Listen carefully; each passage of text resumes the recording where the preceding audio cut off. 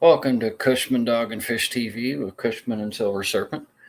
We just made a trip to a local box store or a pea store and kind of in search of some plants and some other things. And we got some pretty cool stuff, so we're just going to chill in the fish room and put this here so you can join us in the madness and fun. It often devolves into madness when we're working on the fish tanks in depth. So we're going to plant it. And then Silver Serpent got herself a massive, giant, custom spider carved Java moss ball. So it's pretty cool. So we got some Hornwort and a nice Java Fern, actually. I like the Hornwort because it's going to take over quickly. Anybody who knows that plant knows it grows fast. So hopefully anybody who sees this just has a good time chilling and enjoying it with us. Of course, we got the dogs, too. Okay. Not knock that over, Dollar. Yeah. Go lay down, Dollar. He's gonna keep licking his paws. Yeah. I don't know what he got He into. must have ate something to make him do that. All right. So let's do your spider first. You can't really see it in the bag that well, but it's. I guess we'll take it out. But it's like a full spider. It has a suction cup on the back. So. That's pretty cool. Where are you gonna plant it?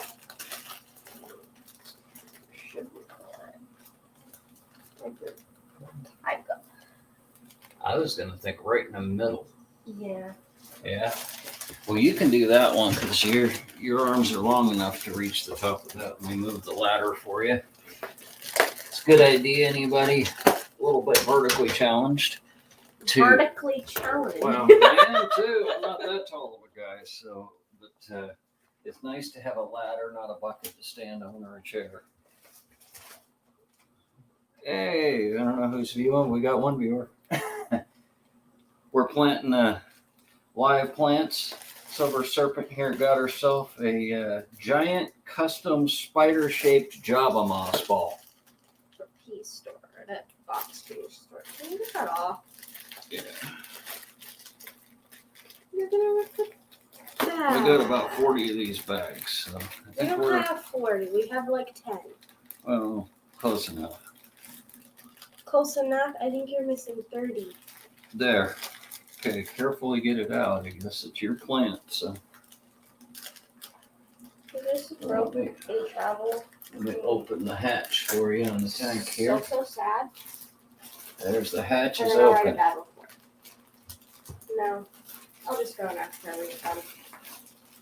And I'll try to watch the comments here. I don't see my mouse. I'm so terrible with this stuff.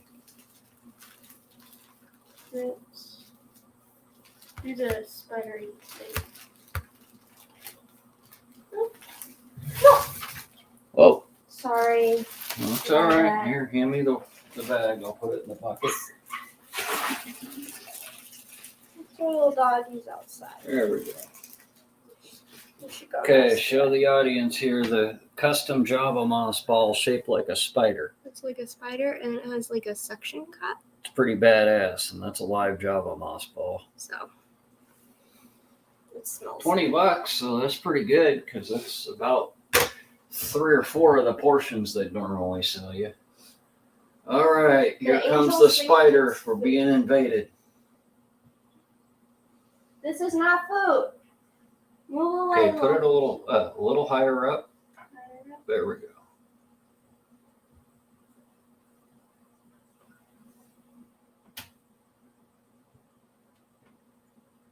Okay. Is it stuck to it? Yeah. Yes, good enough. All The right. angelfish. Look what they did to it.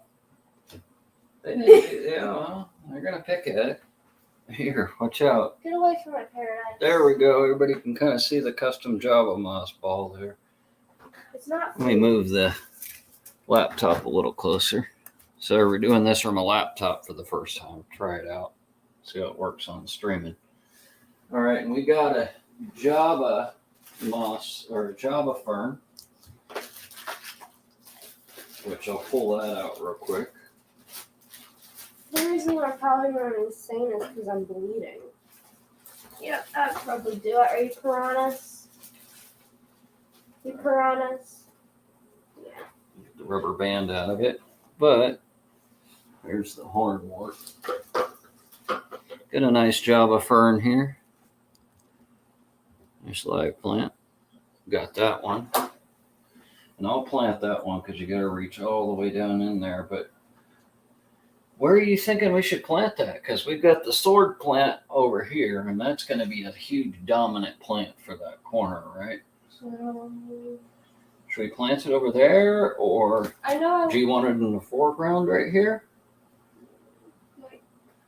How big is it going to grow? No, a little bit. It'll spread out a little more than anything. It's not going to grow up big enough to cover the whole ship. Like if we planted it on the stern right here, maybe, I don't know. Yeah, like in the hole. In the hole? Yeah. Don't you plant it in the hole, or is that not possible? Well, I guess, but it's going to get some shade from away from the light. It would be the only thing I'd be thinking. Mm-hmm. And like somewhere over there. What we can do is I can try to reach that far down, but I can shove some hornwort coming out of that, and that stuff will grow like crazy out of the hole. I mean, I would like some plants in this corner, but the wood's screwed, so. Well, we can pull the light up and put it up here. And Just pull the whole top off. There we go. then get the rubber band so it doesn't fall in there. And then Okay. There we go, carefully. All right.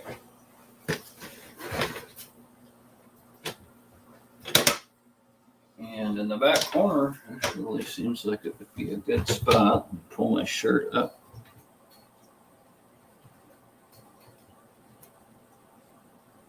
Let it nice and deep in there so it can't uncover it. Put some gravel around the base of it. Hide that rock wool a little bit. There we go. Java fern planted. It actually looks really good in there. And without the light, it just adds something to it. So that's pretty cool. Now the hornwort grows like a aquatic weed. So we can plant multiple little shoots in areas and it'll grow into little clumps, right? I mean they have eggs on them, I think. Yeah. And funny story for anybody listening live is the box store newbie was quick to point out, oh no. These just the only caution about buying plants from that tank is they have snails. But I had just finished telling Silver Serpent I want snails and I don't want to have to pay for them. So I went to their plant tank and found one that had snails in it. And that's a good free way, if anybody listens, to get some snails, which I like snails. They help with algae. They help biological waste breakdown. I mean, snails aren't a bad thing. Anybody complains they get too many snails. I had always known they balance with the environment, but I think Corey from Aquarium Co-op said it the best. If you end up with a ton of snails will die off and breed in relation to how much food there is in your aquarium. So if you have excessive waste, things like that, too much algae, then yeah, they're going to bloom up on you. But give it a couple months, be patient, and they will once again go down to be in balance. I guess the aquarium will balance itself in there. I mean, you can always get some loaches, things like that love to eat snails, and they'll wipe a lot of them out for you if you think you have too many. It's a good natural way to do it. Do coolie loaches eat snails, or are they just? I'm not sure about coolie loaches. I think, they're a loach, and a lot of loaches like to snack on snails. It's not gonna really work. It's kind of nice to see plant matter floating around in the tank. Now, what I'm going to try to do is plant a curtain of this behind the Titanic. So if there are any stressed fish, things like that want to get away, babies, anything like that, they'll be able to swim behind the Titanic. And this is hornwort for anybody that's watching it.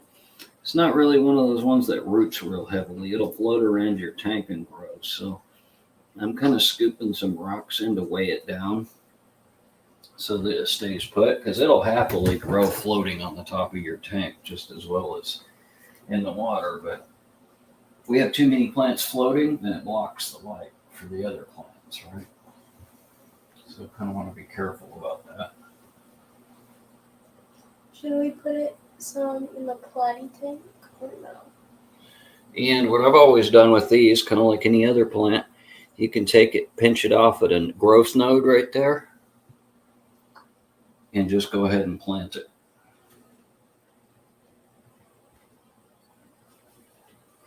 Probably a week or so that'll grow up from behind. I mean, literally, it'll grow 3 to 4 inches a day.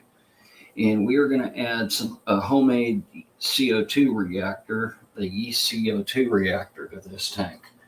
So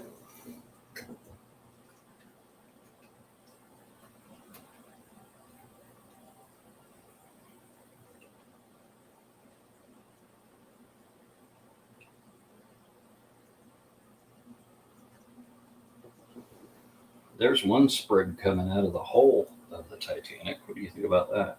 Yeah. And those will grow up too, I think. And we can go in there with a pair of scissors and trim them. Yeah. So literally, if you're planting this hornwort, any broken piece, whoa, what's happening here? You have water. Oh, fix that. There we go. We don't want to get the laptop wet. There we go.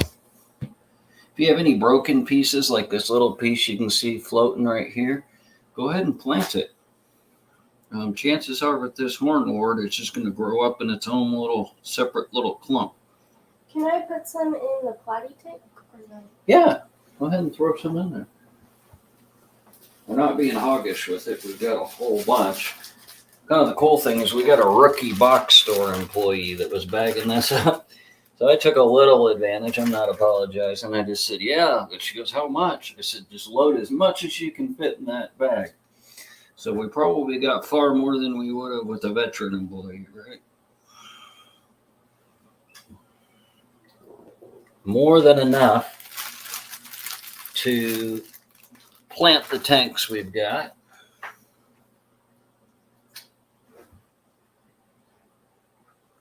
I'm going to put one right behind the pirate statue here because it just looks cool.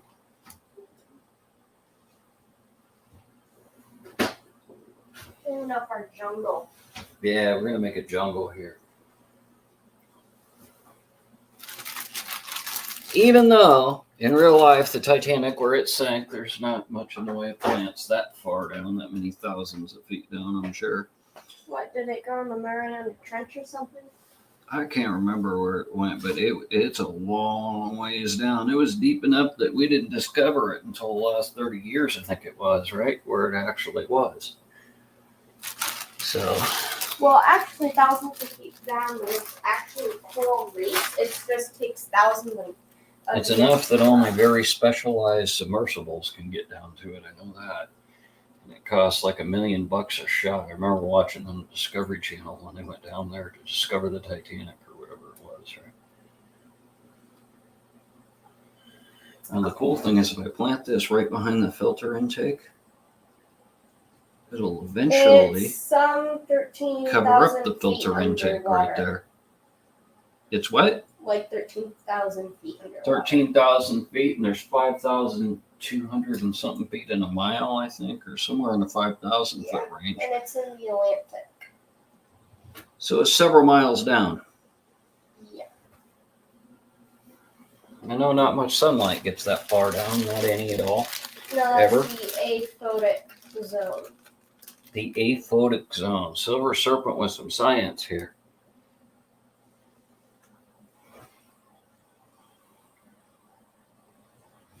Yeah, that's like 2.5 miles. Yeah, that's an awfully long ways for sure. Okay, one last sprig left, I think, or two. Why don't you go ahead and put this stuff, these little pieces, plant them in the platy tank over there.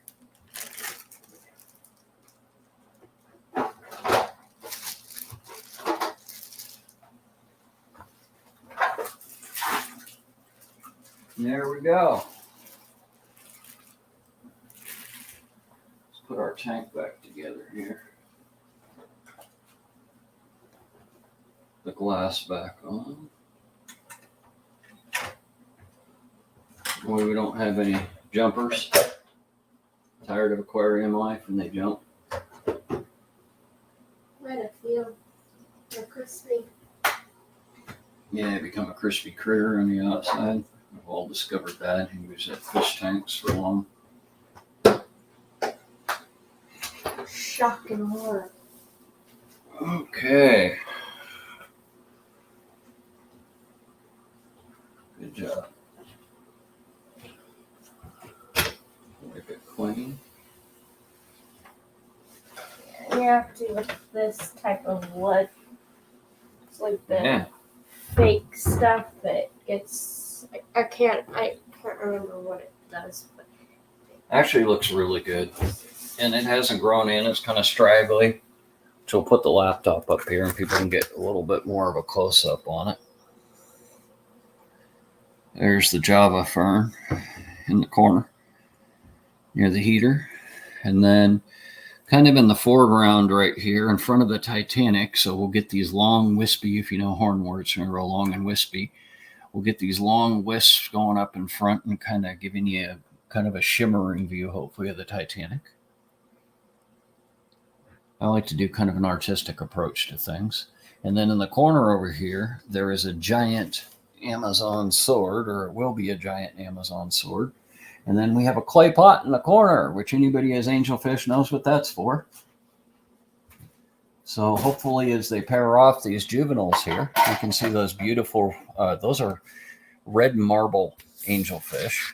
And hopefully as they pair off, we kind of put that, I had always done this when I was younger, put just a clay pot in the corner, and you can kind of tell which ones start to have some spawning activity and pair off, and then you can go ahead and separate them.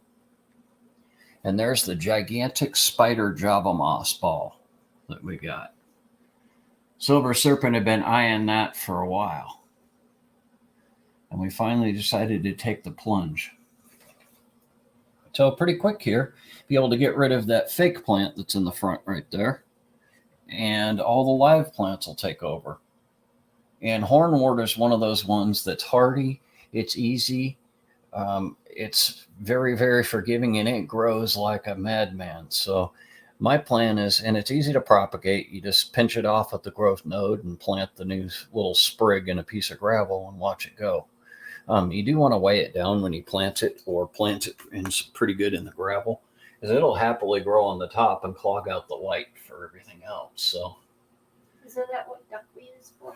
Yeah, you can use duckweed. Duckweed's one of the ones I want to get a hold of some.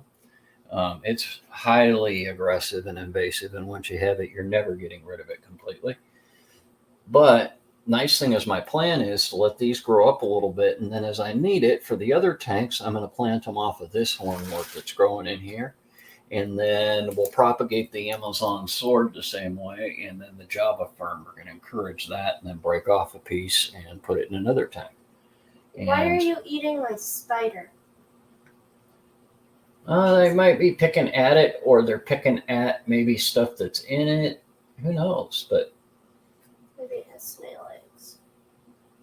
Yeah, who knows?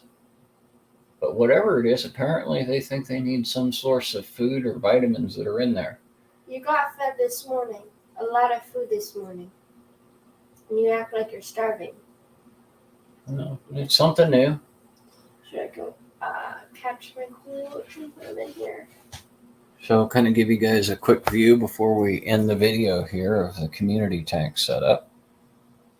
So it's planted out, and we're just going to let it grow in. It's sparse right now, but this ought to be a jungle pretty quickly. And I told Silver Serpent, you'll be coming in here every week with scissors and trimming that hornwort back. It is not a slow grower. It's getting on the Titanic. I watched in here and there's 10 times as algae as it was yesterday. And nice thing to help with the algae, we had known it was, a newer setup, and we just started to see the algae, which I kind of want to see. We've got enough light to support that. And obviously, we have the conditions to grow algae. And cool thing is we have a little Chinese algae eater in here, and he'll be having plenty of food source. There he is cleaning, right there. There he is.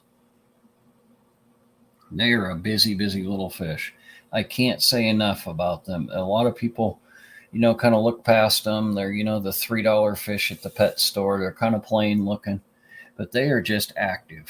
And unlike Plecostomus, when they get bigger, they can get picky and just take flake food or algae wafers and get kind of lazy on the algae. Other than a bristlenose will stay busy for you, and they don't get quite so big. $1. Hey, Marin, that's enough. Marin. It's our little guard dog lighting off. Marin, come. Come. Go lay down. It's fine. There's no mask bandit at the door. Anything like that. You can just be peaceful and love everybody. Yeah.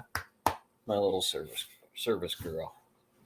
$1 all Yeah. lovey. Good girl. Good girl. There she is, giving me hugs and kisses. Yeah. And now Jelly is Love her coming doggies. over. This is Marin.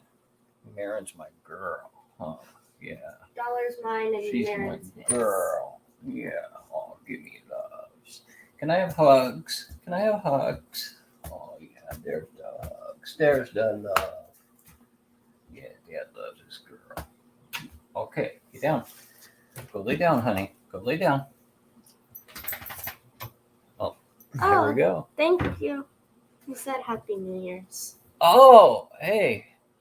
No, we don't. Sorry, I didn't see you there. Do Right? you follow Hey, Ball. Cooper Ball was on there. Cichlids YouTube? No, Or- I follow Aquarium Co-op and then the Cichlid Shack.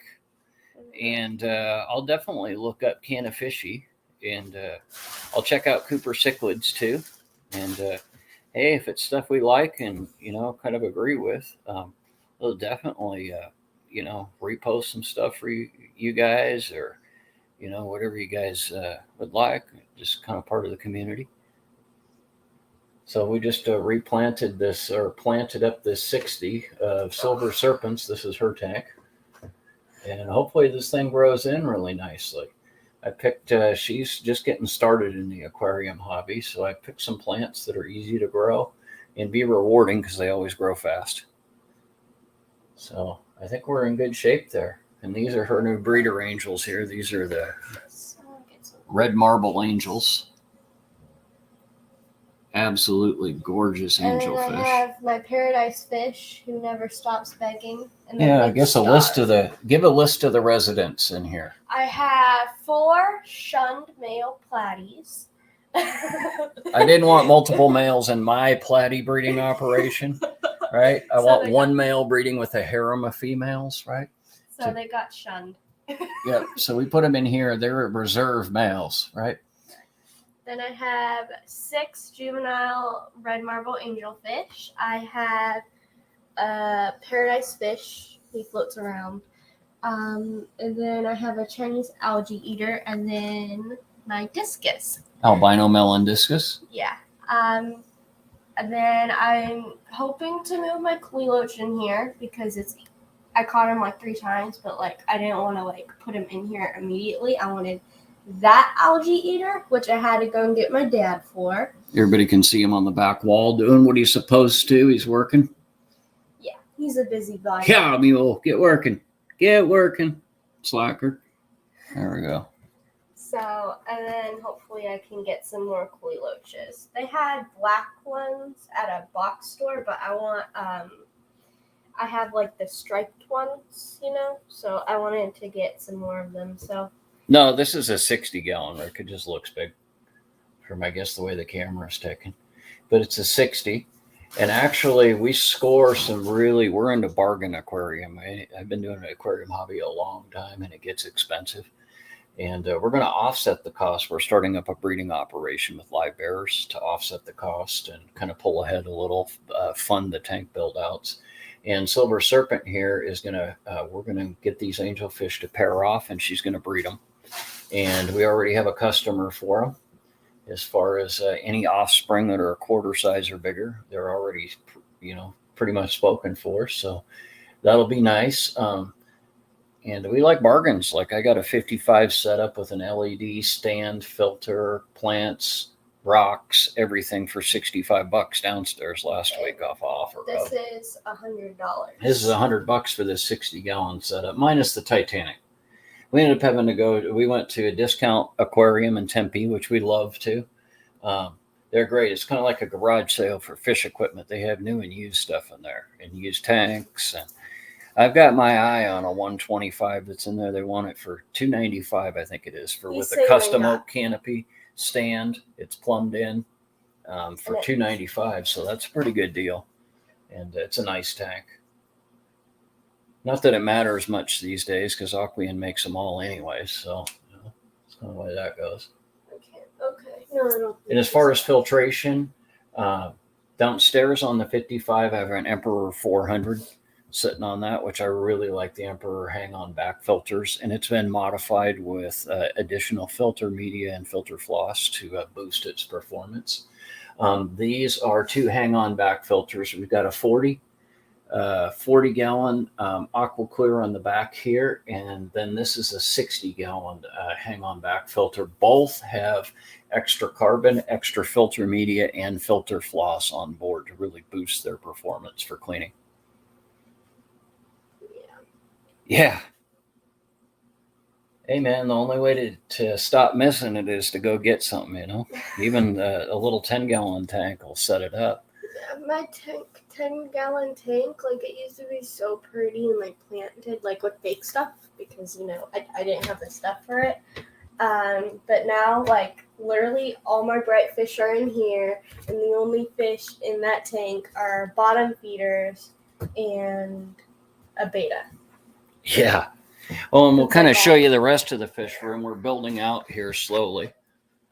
But, so we're using our laptop here. But we've got a 10-gallon setup there that has a beta, male beta that's breeding. He's got a bubble nest. We'll see if any babies survive. We've got a 10-gallon for platies. We do have 10 fry in the basket in here that are a few days old now. I think they're like a week old. Yeah, something like that. You might be able with the camera to just kind of see them floating around in the basket in there. But those are babies. And then we have only have 2 in it, but that's a 3-hole live bearer trap right there to trap any new babies that come down. This is the female beta right here after the male was finished with her. And he basically just about killed her. So this is kind of an ICU fry tank, nursing tank. You can see most of her tail's gone. That's pretty much standard for the betas when they breed, is they beat up the female. We were there just in time to pull her out, or he probably would have killed her. This is a bargain 20-gallon. We're still working on the hard water stains, but this holds our platy breeding stock, and then there's a nice, beautiful purple female beta right there. But those are high fin platies that we're going to breed. And those are the fry from over here. And we just finished planting the corner of this over here nice and thick with artificial plants. Looks like Silver Serpent shoved some hornwort, but that's basically any extra babies that get born in here. They might have a chance at life instead of having a bare breeding tank. They'll have a chance at life in that jungle in there. They might be able to hide from the other fish. Only fish that can really squeeze past there is the...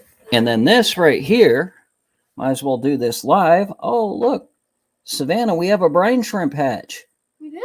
Yeah, this is my DIY brine shrimp maker right here. Go ahead and get the my cell phone or yours. Get yours, turn the flashlight on, and point it right here. Anybody watching this, this was the DIY brine shrimp hatchery. And I built it yesterday, hooked it up. It took me about 10 minutes to build it. Put the light right up next to it. I don't know if people can see it on the camera, but there are millions of little, see them squiggling, Savannah? Oh, those squiggles? Yeah, Oh, those are baby shrimp. Oh, that's so neat. Yeah, so we have Your a pretty. air filter's off, by the way. I know that. So you notice how the brine shrimp are coming to the. That's a quick trick on how you collect them.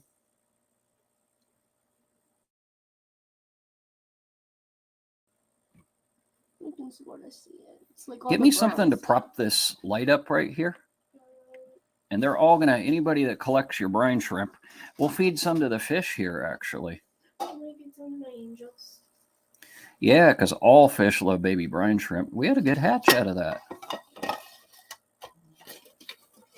That's the DIY one. I have a carbon container if you want. Yeah, something a little heavier here to prop this light up and get it to shine right up from the bottom. Then when I put my siphon in, there we go. Now hold the laptop so they can see.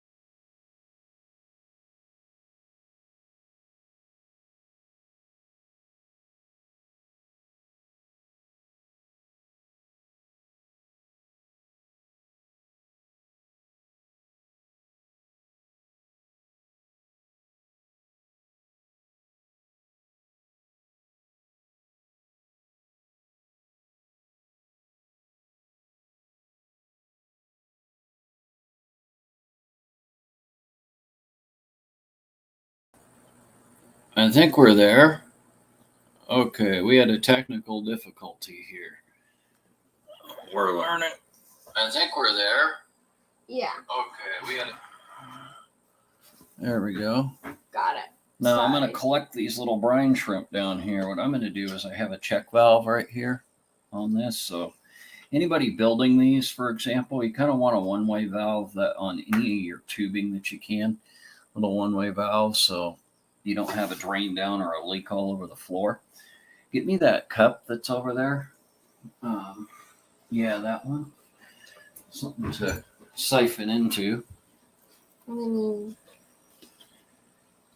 And or actually, I'll use just this scrap piece of tubing here to keep my operation intact. Take the lid off the hatchery. And you notice how a lot of these brine shrimp are down near this light now? Very few are over here, but they're all kind of swirling around in there. Okay, get the cup right under the hose for me.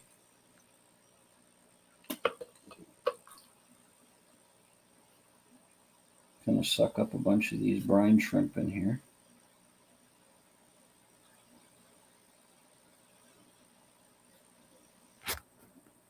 There we go. I'll go where the cloud of them are. There we go. Were they smart enough to get away? Or no? Huh? Were they smart enough to get away? I don't know about the brains of brine shrimp. But what we're going to do is go ahead and try to get the camera a little better for everybody. But we're going to go ahead and put some of these in with the baby fish in here.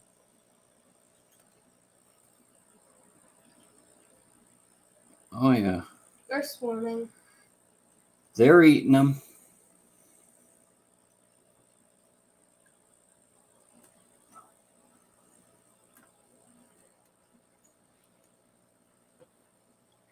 They're going after the squigglers.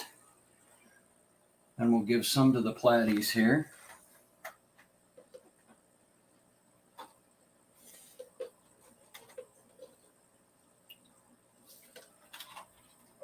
Oh yeah, you can kind of see them. It's real hard with the camera the way it is, but it's like brown, like just like a brown. Yeah, they're little brown moving particle. specks. Anybody hasn't dealt with brine shrimp, they're kind of cool.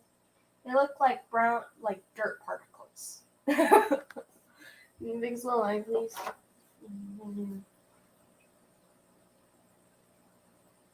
Platies to figure it out here. Oh, that one's got some. First time they've had baby brine. So we'll take some and put them. Let's wheel the chair over to the big tank here. Careful. We'll give some to the angels. Right. Teach them about baby brine shrimp here. Guess I'll move this right here. Tilt it up a little. There we go. There we go. These are newly hatched baby brine. Yep. Oh yeah, these guys know all about what those are apparently. Here comes the paradise. Oh yeah, they're going after them. Starting to.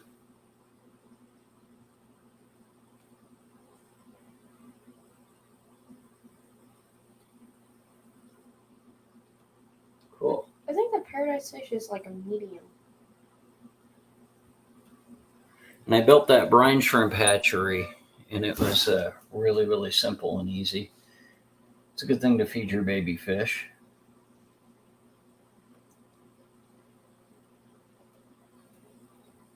There we go. So the fish are happy, for sure. They best be happy. Oh, they better be. They got live food, live plants.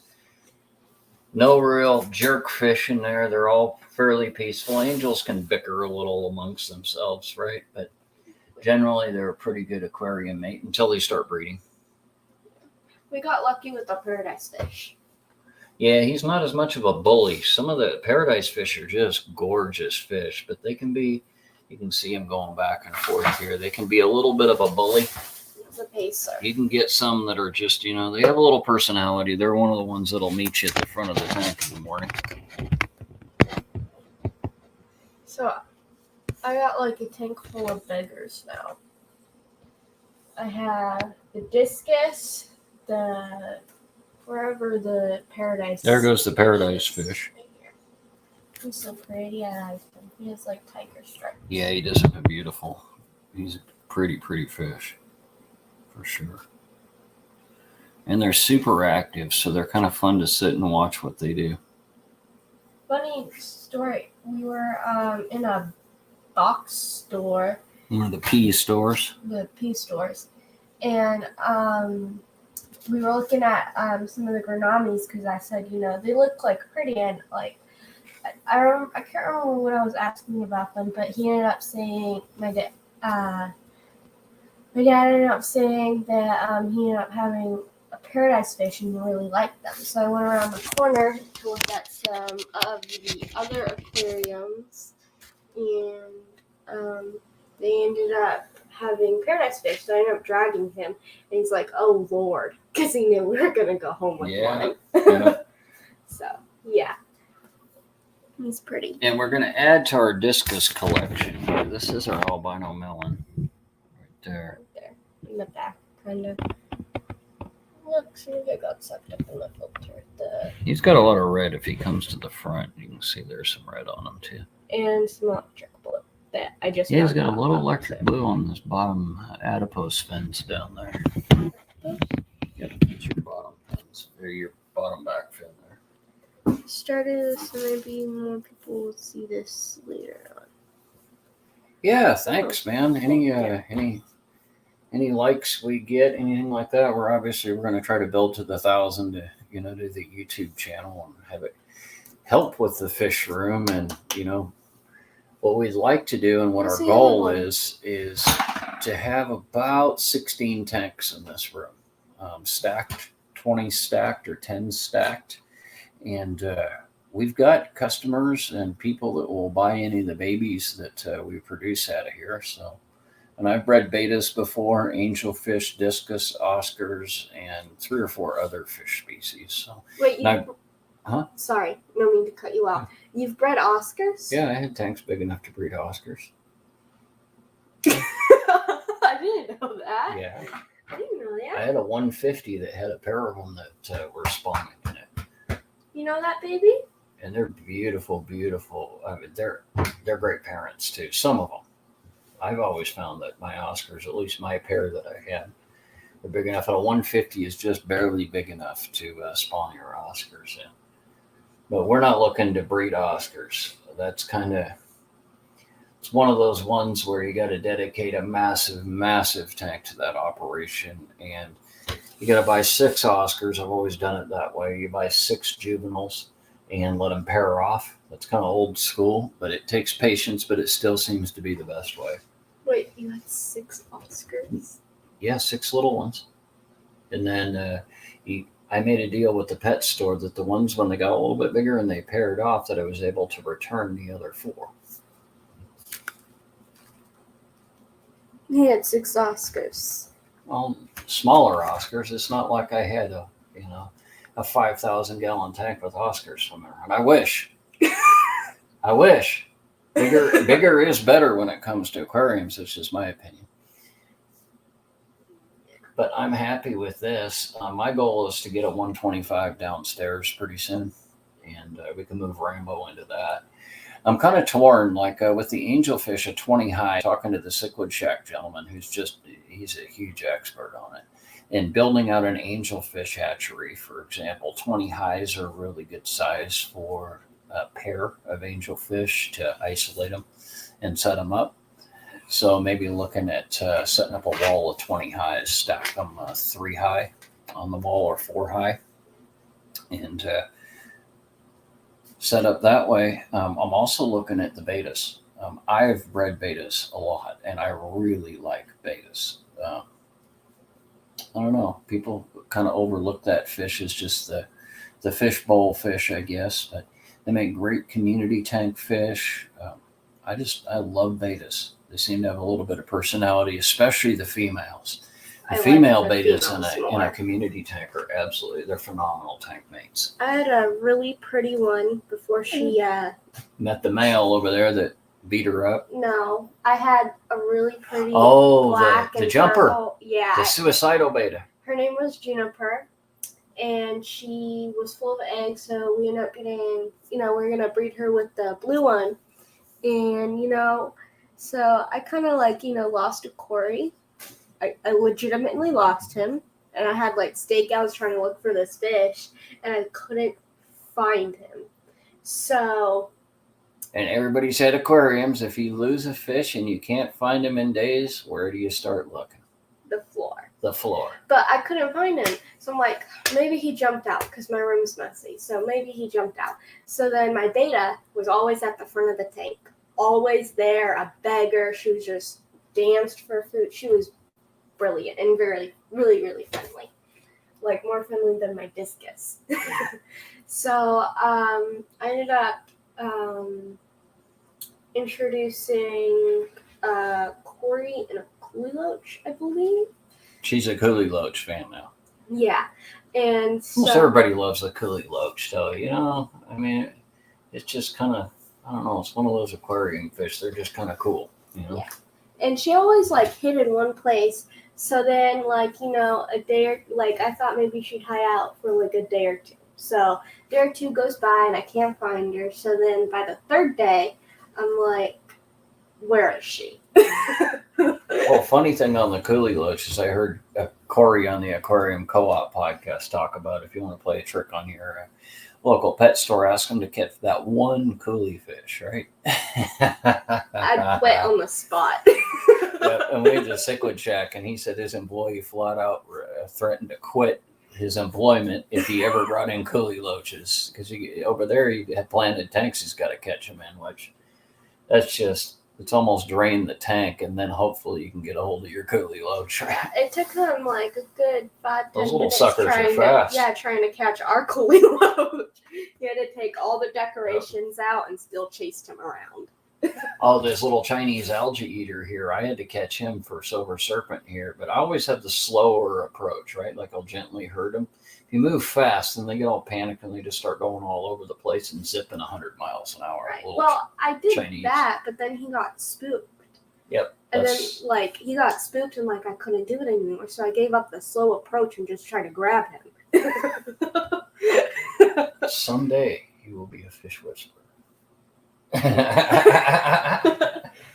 No, I've had years of netting and double netting and going through all the madness of learning how to come up underneath and catch difficult fish, right? And still you find yourself pulling what little hair I have out left trying to get a hold of a fish, right? But I'm really happy with this. So we're going to let it settle and be stable for a while and not introduce any other new fish into here for a while, I don't think. Maybe some cories for a cleanup crew. We're going to get some coolie loaches in here. Coolie loaches are cories, but other than the major fish load, anybody watching this is a standard 60. And what we're going to do with this is I never go by the inches of fish. A lot of people, pet stores, do that to you, the big box stores, and I don't agree with that. It's a generalized rule. But what kind of fish do you have? What kind of waste do they produce, for example? 60 inches of Oscar, for example, in a 60-gallon, technically, according to the 1 inch per fish per gallon, that's a mighty big Oscar in there, and I guarantee you it wouldn't fit in this tank, so that doesn't work, right? So the inch per gallon. Technically, it could fit in there, but I mean, it's just going to be in a glass box. Now, I've also taken the approach in keeping my aquariums over the years that some people may or may not agree with it. It's just what I base my experience on. But for your bottom feeders and cleanup crew, I usually go by the half of the standard rule for them. Like a Cory catfish, for example, it produces a little bit of waste, sure, but it also is a net benefit to your biological. So I kind of look at that almost as a neutral. I mean, obviously, an army of 100 cories or something, you know, you'd have to start figuring on a bio load. But let's say we put 3 to 4 cories in here. I'm not going to count, and they get 2 inches long. I'm not going to count 4 cories as 8 inches of fish load on this. I'm going to think of it as more the, 3 to 4 range, just because they're a net benefit, in my opinion.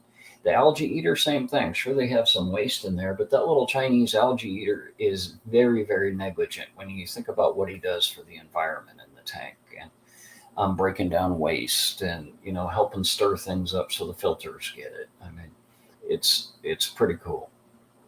So this tank right now, I'm figuring these angels are about 2-inch angels or so. They're about silver dollar size. So they're technically about 2 inches, 6 of them. That's 12 inches. The discus is about the same. That's 14. We've got 16. I think we figured it out. We've got 18 inches. No, 26. No, 20. Well, we got the 6 angels at 2 inches. So that's 12. Then we've got the platies in here, 4 of them at about 1.5 inches right now. So that's, 3 inches of fish. So that's what, 15 inches. I got the paradise fish. So that's 17. Discus. We got the discus in here at about 2 inches. So there's about 20 inches of fish in this 60. And obviously they're juveniles. So we're taking that into account. The angels are going to get much bigger. And the only other... So this is basically a fully stocked, if you were to let this fish population mature, just like it is right now, other than a couple cories for the... And coolie loaches. And another mate for the discus. Well, that's going to be pushing it too. Yeah.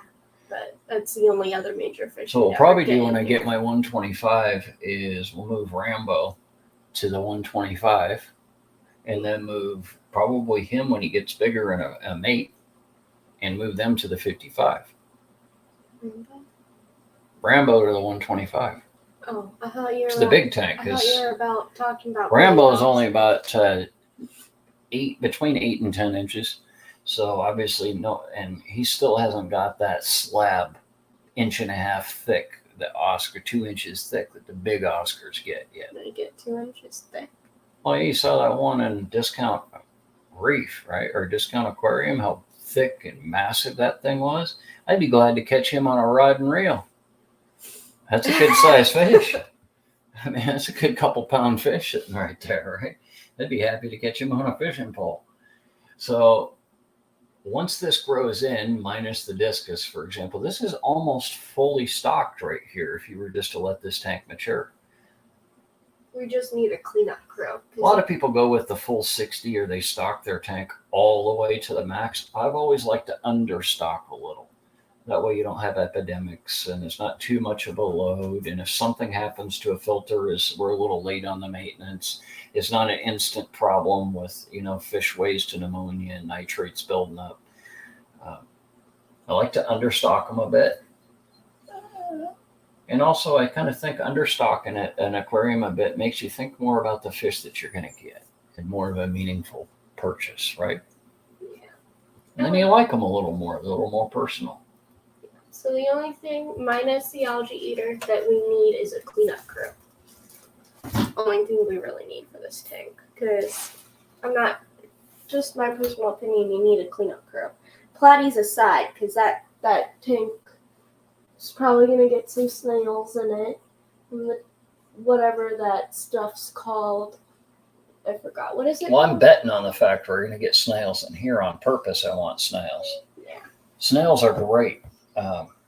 And like I had said earlier in the live stream, anybody that's overpopulated with snails, like Corey from Aquarium Co-op Podcast put it the best. The environment will balance them out eventually. The snails will die off if there's too many for food load for them. It's not enough food supply. Sooner or later, as soon as they've eaten all the algae or broken down waste on the bottom, as long as you're not overfeeding and leaving a ton of food like algae wafers for them on the bottom, they'll balance themselves out. They just will. So when we got these plants, they were from a snail-infested tank, as the big box store employee said. I got to caution you about buying those plants. They have snails and they're invasive. I'm like, bring it on. It's another I like a natural ecosystem in the aquarium and do my best to recreate a perfect ecosystem, right? And snails are part of that. What? We got Marin whining back here. What does your dog want? I don't know what she wants. She wants a lot of things. Oh, she wants a lot. Like all of us. She wants attention. All right, so we're going to go ahead and wrap up this live cast. And thank you, Rick, for joining in. And thank you, Ball. Happy New Year's to you, too. Happy New Year. And, hey, I hope you like and subscribe and share the channel. It's great. We'd like to grow a good-sized community. And it'd be kind of cool. We can share some projects, different things. If other people have videos, they could Can you say hi? message me or leave hi? some comments, and we could put them up on the channel. It'd be really great, man. We'll just like to see where it goes. We're just kind of starting out. This is Marin.